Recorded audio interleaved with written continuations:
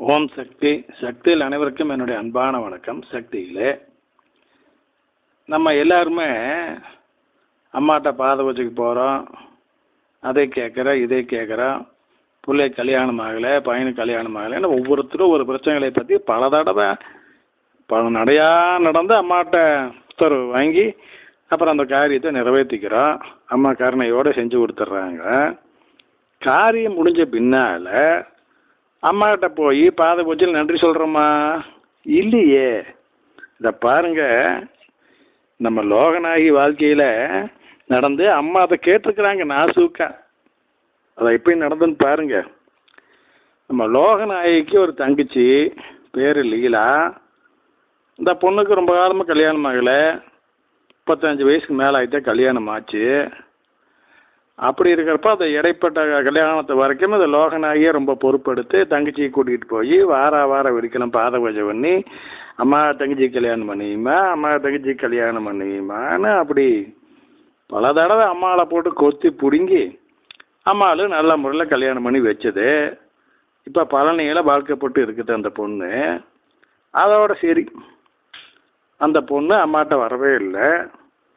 அது ஒரு இப்படின்னாங்க சக்தியில் நம்ம எல்லா குடும்பங்கள்லேயுமே பொண்ணை கல்யாணம் பண்ணி கொடுத்தப்பனா மாப்பிள்ளை மூட்டுக்கார விருப்பப்பட்டாதான் அம்மாவை கும்பிட்றதுக்கு அனுமதிக்கிறான், இல்லைன்னா கூட்டிகிட்டு வர்றான்.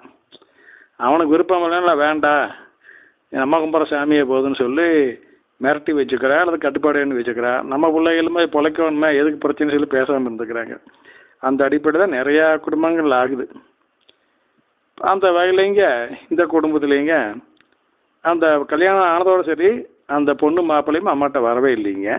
அந்த பொண்ணு கூட தனியாக கூட அம்மாட்ட வரல. அடுத்து குழந்தையும் பிறந்துருச்சுங்க, எல்லாம் நல்லா இருக்கிறாங்க. இதை போன வாரம் நம்ம லோகநாயகி பாத பூஜைக்கு போனப்போ அம்மா கேட்டுக்கிறாங்க. சிரிச்சுக்கிட்டே கேட்டாங்களா, ஆமாம் முன்னையெல்லாம் அக்காலும் தங்கச்சி அடிக்கடி வருவீங்க, இப்போல்லாம் காணாமே அப்படின்னு கேட்டாங்களா.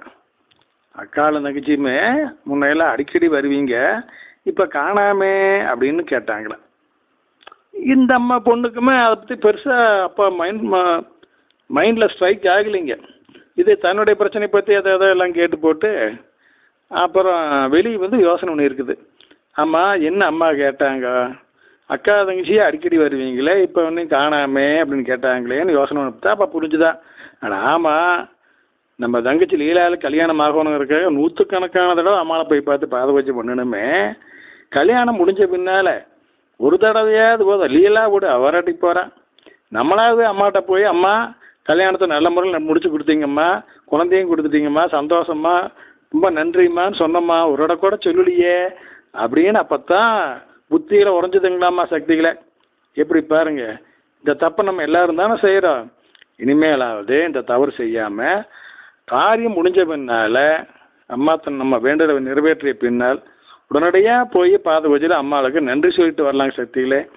எப்படி பார்த்தா அந்த பாலைவன குருவி தான் கஷ்டப்பட்டதுக்கெல்லாம் கூட ஆண்டவனுக்கு நன்றி சொல்லிச்சு. அதன் காரணமாக அது பின்னால் சுகப்பட்டது இல்லைங்களா. இப்போ நம்ம ஏன் அந்த வாய்ப்பு இழக்கணும்? அதனால் நம்மளுமே பங்காரம்மாவை பார்த்து நன்றி சொல்லும் சக்திகளே.